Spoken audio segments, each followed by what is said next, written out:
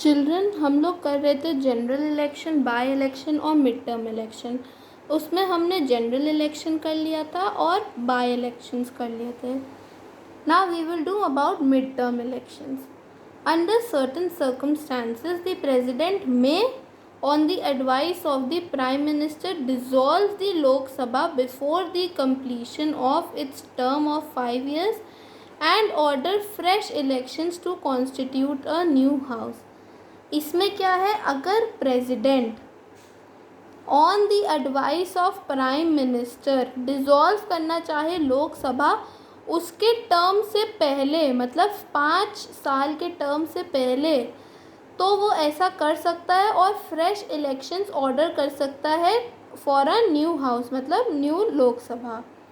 Although it actually is a general election, ये एक general election ही होगा। People often refer to it as mid term election, पर लोग इसको मिड टर्म इलेक्शन भी बुलाते हैं क्योंकि ये उस टर्म के बीच में इलेक्शंस हो रहे हैं, तो इनको मिड टर्म इलेक्शंस बुलाते हैं। As it is held before time, क्योंकि ये टाइम के पहले ही हेल्ड करे जाते हैं।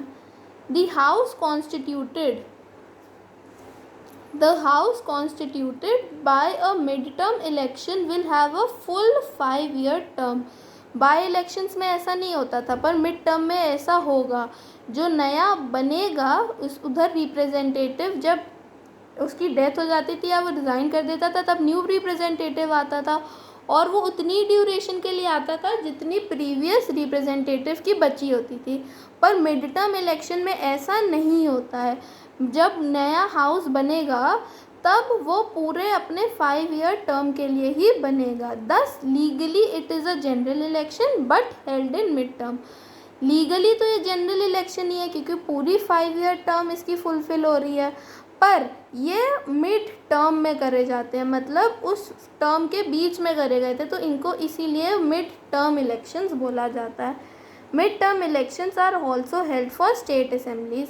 अब हमने ये बात करी थी लोकसभा की, ठीक है, बट अगर यही चीज़ स्टेट असेंबलीज में भी हो तो स्टेट असेंबली में भी हो सकती है और इनको बोला जाएगा mid term elections of state assemblies.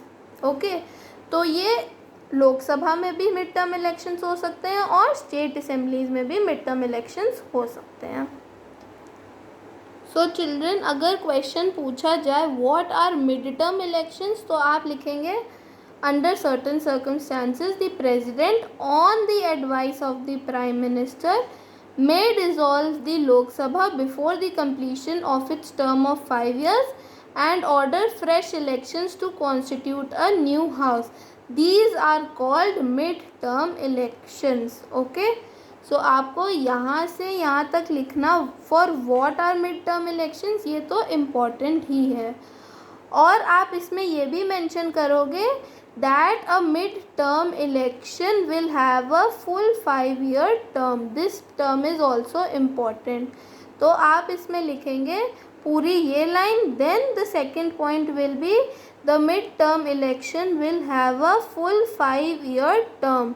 सो अगर क्वेश्चन आता है what are mid term elections, तो आप पूरा यहाँ से लिखेंगे एंड ये यहाँ पे एक पॉइंट और ऐड करेंगे that these are called mid term elections.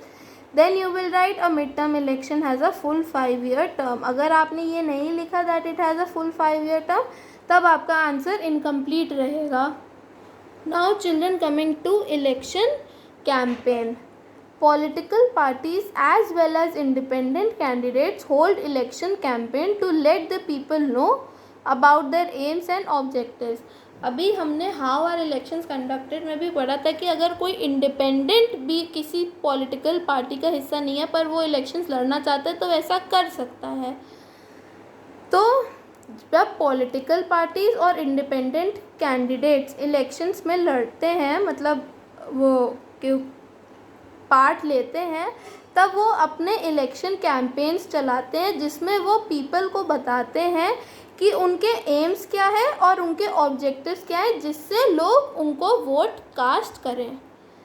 The parties appeal to the voters to vote for them. जो पार्टीज़ होती हैं वो लोगों को अपील करती हैं कि वो उनको वोट करें। But in large constituencies it may not be possible for candidates to conduct door-to-door campaigns. But ये छोटी जगहों पे तो हो सकता है कि जो कैंपेन्स चला रहे हैं कैंडिडेट्स वो डोर टू डोर मतलब जाए, मतलब वो इलेक्शंस कैंपेन्स कंडक्ट करें. बट लार्ज कॉन्स्टिट्यूएंसीज़ में, लार्ज एरियाज़ पे जहाँ इलेक्शन होल्ड करना है वहाँ पे ये पॉसिबल नहीं है कि वो घर घर जाके कैंपेन्स करें. So they make use of various methods for canvassing, including public meetings, wall posters, roadside hoardings, banners, handbills, corner of chopal meetings, procession by supporters and house visits by local leaders. अब उनके लिए वो तो है नहीं बहुत ज़्यादा possible कि वो घर घर जाके अपना कैंपेन कर सकें, तो वो और मेथड्स का यूज़ करते हैं जिससे वो अपना कैंपेन चला सकें. क्या क्या करते हैं वो लोग? पब्लिक मीटिंग्स हेल्ड करते हैं, वॉल पोस्टर्स लगाते हैं, रोड साइड होर्डिंग्स करते हैं, अपने अपने बैनर्स लगाते हैं, हैंड बिल्स, फिर चौपाल मीटिंग्स, कॉर्नर ऑफ चौपाल मीटिंग्स, फिर सपोर्टर्स का प्रोसेशन. कि कई बार होता नहीं है कि कोई प्रोसेशन निकल रहा होता है किसी भी पॉलिटिकल पार्टी का, कई बार हाउस विजिट्स भी होती हैं बाय लोकल लीडर्स. फिर और in addition to these traditional methods political parties now also make use of the radio, television और SMS. अब ये तो हो गई मतलब थोड़े से ट्रेडिशनल मेथड्स. पर अब ये न्यू एज डिजिटल एज में वो लोग क्या करते हैं, वो लोग अब रेडियो, टेलीविज़न और SMS का भी यूज़ करते हैं अपने कैंपेन के लिए. सो अगर उनको चाहिए कि लोग उनको वोट करें तो वो लोग ये सब चीज़ें करते हैं. Okay, they make use of various methods for canvassing. Okay, and they also take methods like radio, television and SMS.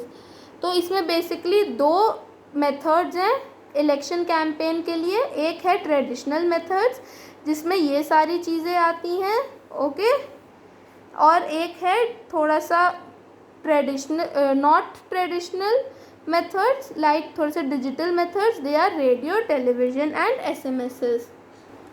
Now coming to election manifesto. And election manifesto is a document issued by every party before a general election. तो election manifesto क्या है? Election manifesto एक document होता है जो हर party issue करती है general election से पहले. It lists the parties policies and programs for the future. और उस इलेक्शन मैनिफेस्टो में क्या होता है? उसमें होता है पार्टी की पॉलिसीज़ और प्रोग्राम्स जो फ्यूचर के लिए उन्होंने रखे होते हैं. This way voters can decide whom they would like to vote for. और इसी बेसिस पे जो वोटर्स हैं, जो लोग हैं जो वोट डालेंगे, वो डिसाइड कर सकते हैं कि वो किसको वोट डालेंगे, कि किसकी पॉलिसीज़ और प्रोग्राम्स अच्छे हैं तो वो उसी को ही वोट डालें. Children, I hope there is no doubt किसी भी पार्ट में, क्योंकि ये चैप्टर और कॉम्प्लिकेट होता जाएगा और बड़ा होता जाएगा. तो इट इज़ बेटर कि अगर आपका कोई भी डाउट है तो आप अभी ही पूछ लो. ओके, हेजिटेशन की कोई ज़रूरत नहीं है. If you have a doubt, pause the video at any point of time और ग्रुप में अपना डाउट पूछो. ठीक है, I will reply for your doubt. Okay.